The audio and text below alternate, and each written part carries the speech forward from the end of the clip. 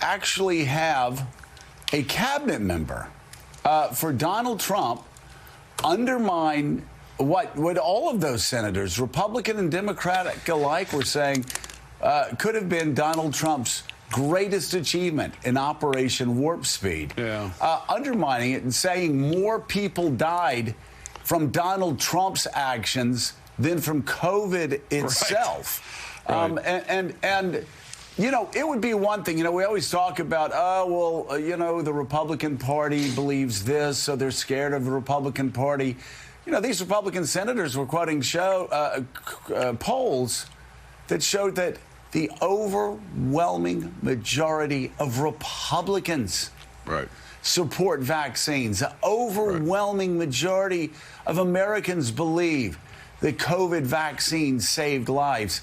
And yet you have this very, very small slice of the Republican electorate running with conspiracy theories, and then RFK Jr., who, according to Republicans, are putting children's lives in danger. So why he is at HHS remains a question that there doesn't seem to be any logical answer to.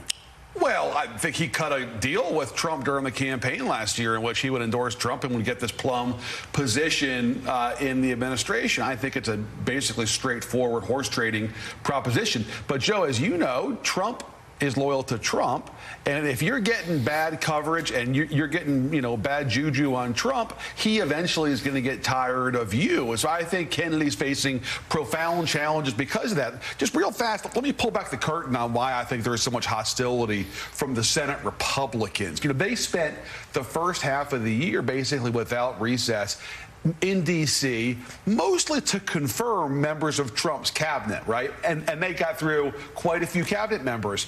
And they confirmed some folks who have now been basically turned out on their ear after a weeks-long tenure. So I think they're frustrated because of that. You know, here we are confirming your guys, then you push them out a half an hour later. It's embarrassing and frankly humiliating for us. The biggest news, I thought, in those clips you played was the role of John Barrasso. This is hugely important. John Barrasso is not just a Trump supporter, certainly. He's the #2 ranking Senate Republican. He's the Republican whip. And for him to sit up there reading from prepared remarks, that was not off the cuff. He knew what he was doing. It was a planned attack. To sit and read those remarks from Wyoming, by the way, not exactly the Upper West Side of Manhattan, I thought was very significant and reflected the profound frustration in the Senate GOP caucus about Kennedy and also just about confirming these folks who Trump then fires 2 weeks later. Yeah, to J. Mart's point, President Trump, his affections only go so far, and they can change on a dime. But right now, he's standing with Kennedy. He likes the Kennedy name, the Kennedy legacy. He likes that endorsement. He likes the Kennedys working for him. People I've talked to in the White House say his view on Kennedy has not changed to this point. Also, there's a sort of a stubbornness here. We know Trump's first term was marked by a lot of turnover. And it's really a point of pride for this administration that we haven't seen that yet, except for the one national security advisor who was shown the door early. Otherwise, he's standing by his picks. So, Ali Vitale, though, it is still so striking, as we're documenting here, that Republicans are willing to, you know, stand up to a Trump pick, really give it to Kennedy yesterday. And we can't underscore this enough, how dangerous a lot of what he said was. We shouldn't lose that while we analyze the politics of it.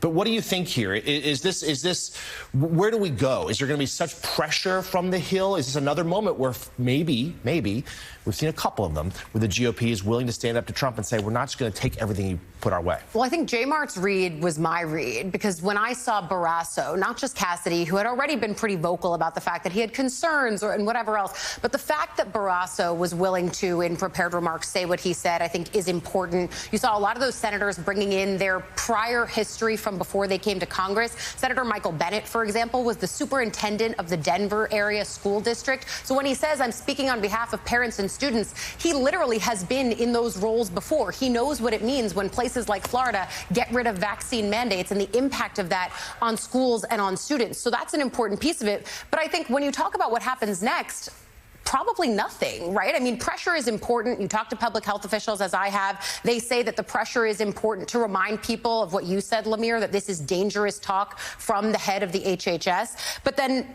at the same time, these members had every opportunity to voice their concerns with Kennedy, which they had then and still clearly have now, by not voting for him. And they all ultimately fell in line. And that's where the politics and the public health are so inextricably linked here. The other politics piece, I think, that is important when we consider the role of RFK Jr. and why he was able to carve out such a plum role, as J-Mart detailed, it's because the Maha coalition is a sort of weird coalition within MAGA that does stand as the reason why Trump, even on his signature achievement of Operation Warp Speed, does tend to waffle. Even in Truth Social post this week saying, yes, I thought it was effective, but the pharmaceutical companies should show why it was effective. He's waffled on this before, and it's because RFK controls a pretty important sect of the MAGA base, politically speaking. Yeah, and we have seen President Trump on a number of occasions really cater to the fringes of his political base. He doesn't necessarily need them, but he's worried about alienating them.